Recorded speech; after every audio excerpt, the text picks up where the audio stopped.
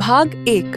कार्तिकेय का जन्म। देवताओं के सेनापति शिव और पार्वती के दिव्य मिलन के बाद ब्रह्मांड ने अपनी लय वापस पा ली थी, लेकिन दूर परछाइयों में एक खतरा बढ़ रहा था। तारकासुर नाम का एक शक्तिशाली असुर अजेय हो गया था। उसे वरदान प्राप्त था कि केवल शिव का पुत्र ही उसका वध कर सकता है। यह जानते हुए कि शिव ने युगों से सांसारिक कर्तव्यों को त्याग दिया था, वह स्वर्ग पर आतंक के साथ शासन कर रहा था।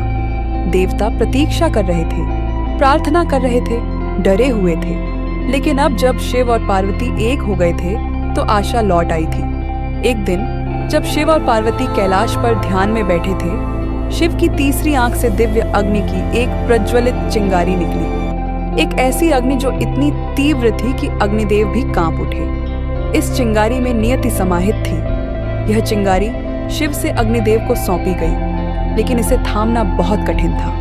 यह अग्नि से होती हुई गंगा में गई और फिर 6 कृतिका नक्षत्रों के पास पहुंची।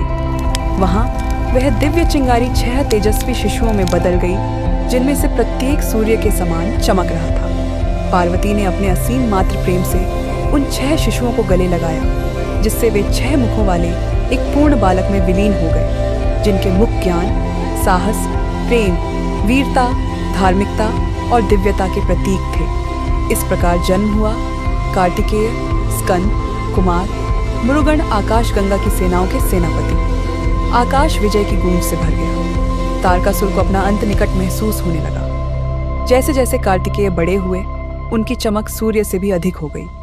उनका भाला, वेल, पार्वती की भक्ति और शिव की ऊर्जा की शक्ति से ओतप्रोत था। जब वे युवा हुए तो देवताओं ने उनके सामने सिर झुकाया।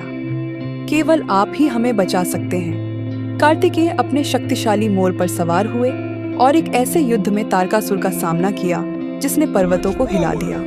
असुर दहाड़ा और आकाश को काली लपटों से भर दिया, लेकिन दिव्य नियति को रोका नहीं जा सकता। कार्तिकेय के भाले ने अंधकार को चीरते हुए तारकासुर का वध कर दिया, उसके अत्याचार को समाप्त किया और सभी लोकों में शांति बहाल की। देवताओं ने उत्सव मनाया, संसार ने फिर से चैन की सांस ली, लेकिन नियति का अभी और भी खुलना बाकी था। अगर आपको यह कहानी पसंद आई हो तो इसे लाइक करें, अपने परिवार और दोस्तों के साथ शेयर करें और मेरे चैनल एवरग्रीन स्टोरीज को सब्सक्राइब करना न भूलें। देखने के लिए धन्यवाद। अगली कहानी में फिर मिलते हैं।